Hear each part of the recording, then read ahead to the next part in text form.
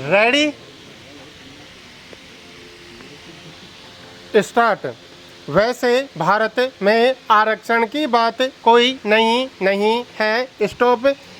स्वतंत्रता से पूर्व भी विभिन्न समय में विभिन्न प्रकार के आरक्षण प्रदान किए गए थे। स्टॉप। 19वीं शताब्दी के अंत में सर्वप्रथम आरक्षण की मांग दक्षिण भारत में शुरू हुई। स्टॉप।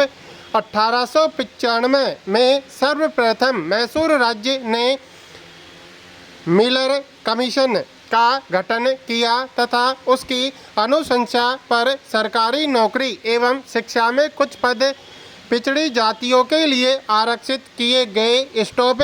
1901 में महाराष्ट्र की सामंती रियासत में शाहू महाराज द्वारा आरक्षण शुरू किया गया।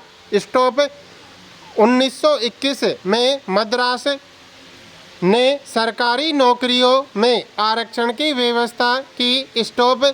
1928 में बॉम्बे सरकार ने एक कमीशन गठित किया जिसने पिछड़ी जातियों को 3 श्रेणियों में बांटा: आदिम, दलित तथा पिछड़ी जातियां। स्टॉप।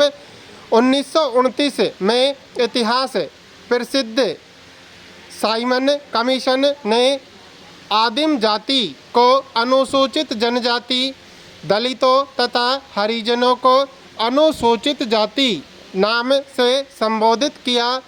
स्टॉप। इसी नाम को स्वतंत्रता प्राप्ति के पश्चात संविधान सभा ने भी स्वीकार किया। स्टॉप। 1920 के दशक में सर्वप्रथम राजनीतिक आरक्षण की मांग डॉक्टर अंबेडकर ने प्रारंभ की। स्टॉप। उन्होंने बॉम्बे काउंसिल में 22/140 सीटें दलितों के लिए आरक्षित करने की मांग की। स्टॉप। 1935 में भारतीय राष्ट्रीय कांग्रेस ने पूना समझौते के अंतर्गत दलित वर्गों के लिए अलग निर्वाचन क्षेत्र आवंटित किए। स्टॉप। स्वतंत्रता प्राप्ति के पश्चात भारतीय संविधान में भी समाज के सभी नागरिकों के लिए समान अवसर प्रदान करते हुए सामाजिक और शैक्षिक रूप से पिछड़े वर्गों या अनुसूचित जाति या अनुसूचित जनजाति की उन्नति के लिए कुछ विशेष धाराएं रखी गई। स्टॉप।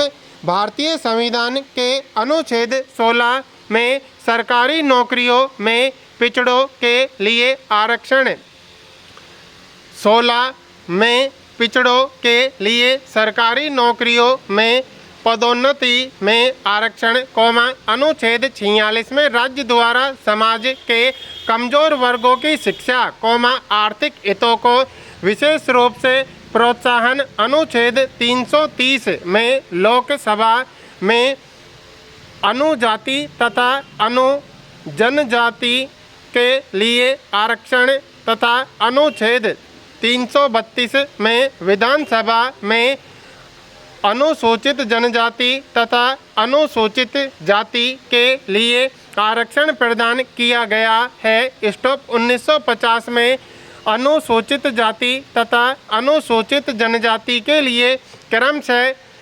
12.5% तथा 5% आरक्षण की व्यवस्था की गई थी, जिसे बढ़ाकर 1960 में क्रमशः 15% तथा 7.5% कर दिया गया। स्टॉप। आगे चलकर पिछड़े वर्गों के लिए भी मांगे उठने लगी और सर्वप्रथम 1953 में काका कालकर की अध्यक्षता में पिछड़ा वर्ग आयोग का गठन हुआ। स्टॉप। 1978 में मोरारजी देसाई की सरकार ने द्वितीय पिछड़ा वर्ग आयोग का गठन बीपी मंडल की अध्यक्षता में किया और अंततः 7 अगस्त 1990 को मंडल कमीशन की अनुशंसाओं को तत्कालीन प्रधानमंत्री पीवी सिंह ने स्वीकार कर लिया और इसके आधार पर पिछड़े वर्गों को सरकारी नौकरियों में 27% आरक्षण की व्यवस्था की गई। क्रीमी लेयर में आने वाले ओबीसी को अपवाद रखा गया। Stop para.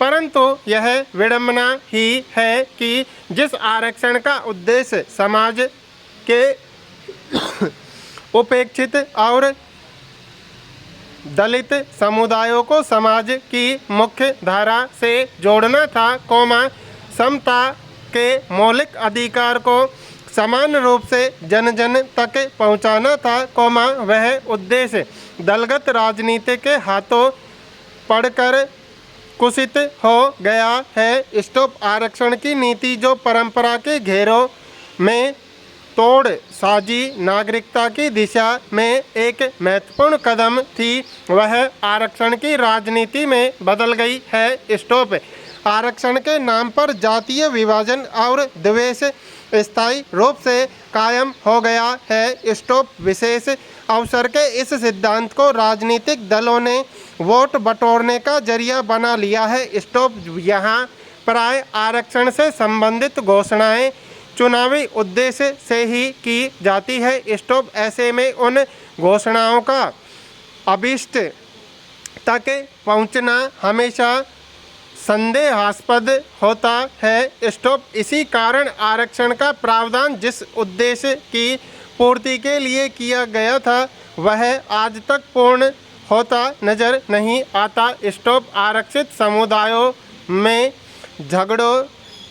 झगड़े समुदाय आरक्षण की मलाई मार ले जाते हैं और उपेक्षित वर्ग मुँह ताकते रह जाते हैं। स्टॉप कुछ जातियों को पिछड़े वर्ग की सूची में इसलिए नहीं शामिल किया जाता कि वे पिछड़े और वंचित हैं, बल्कि उनकी शक्ति, प्रभावशीलता और बड़े वोट बैंक को देखते हुए राजनेताओं को ऐसा करना पड़ता है। स्टॉप इसे देखते हुए एक बार सर्वोच्च न्यायालय ने कार्यपालिका को स्पष्ट निर्देश भी दिया था कि वह बराबर नज़र रखे कि आरक्षण का वास्तविक लाभ किसे मिल रहा है। स्टॉप एक मामले में स्वयं सर्वोच्च न्यायालय ने ही कहा था कि आरक्षण किसी के निहित स्वार्थ के लिए नहीं होना चाहिए। स्टॉप शोषित कर्मचारी संघ मामले में भी न्यायालय ने कहा था कि आरक्षण नीति की सफलता की कसौटी यही होगी कि कितनी जल्दी आरक्षण की आवश्यकता को समाप्त किया जा सकता है। स्टॉप वसंत कुमार मामले में तत्कालीन प्रधानमंत्री न्यायाधीश YP चंद्रचूड़ ने सुझाव दिया था कि सेवा योजन, शिक्षा, विधायी संस्थाओं में लागू आरक्षण नीति की हर 5 वर्ष में एक बार समीक्षा की जानी चाहिए। स्टॉप परंतु कहीं न कहीं राजनेता इन सुझावों और आदेशों की अपने हिसाब से व्याख्या कर आरक्षण को लेकर अपना स्वार्थ साधते रहे हैं। स्टॉप VP सिंह ने ही जब पिछड़े वर्ग के आरक्षण को लेकर मंडल कमीशन की रिपोर्ट लागू की थी, तब उनकी मंशा क्या राजनीति से प्रेरित नहीं थी या फिर वर्तमान में महाराष्ट्र विधानसभा चुनाव के पहले सरकारी नौकरियों और शिक्षण संस्थाओं में मराठा समुदाय को 16% और मुस्लिम समुदाय के लिए 5% के विशेष आरक्षण का फैसला क्या चुनावी मोहरा न समझा जाए, चाहे अभी हाल में बिहार विधानसभा चुनाव के पहले गरीब संवर्णों को आरक्षण देने की घोषणा की बात क्यों न हो। स्टॉप इन आरक्षण संबंधी घोषणाओं का उद्देश्य वंचितों का हित देखना कम होता है और राजनीति प्रेरित अधिक। स्टॉप वर्षों से चले आ रहे जाट, गुजर, मीणा आदि समुदायों के आरक्षण पर विवाद तथा हाल में गुजरात के पटेल समुदाय के आरक्षण को लेकर गहराता विवाद इसी राजनीति से प्रेरित है। Stop para. इसमें कोई दो राय नहीं है कि आज आरक्षण का मुद्दा पिछड़ों और वंचितों के सशक्तिकरण पर कम और राजनीति प्रेरित अधिक रह गया है। स्टॉप पिछले 68 वर्षों में आरक्षण का जितना लाभ वंचितों को मिलना चाहिए वह अनुपात अत्यंत कम है। स्टॉप फिर भी ऐसा नहीं है कि आरक्षण की नीति बिल्कुल निकृष्ट ही साबित हुई है। स्टॉप इससे न केवल दलितों आदिवासियों और पिछड़ों को बल्कि पूरे राष्ट्र को लाभ प्राप्त हुआ है। स्टॉप।